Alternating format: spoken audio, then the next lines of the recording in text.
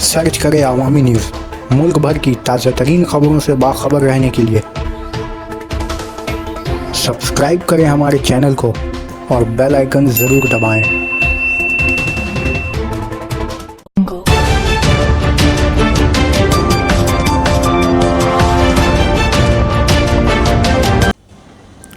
High court ने BJP leader Mukul Roy की गिरफ्तारी वारंट को खारिज किया। मगरबी बंगाल बीजेपी कदावर लीडर मुकुल राय की गिरफ्तारी वारंट को कलकत्ता हाई कोर्ट ने खारिज कर दिया।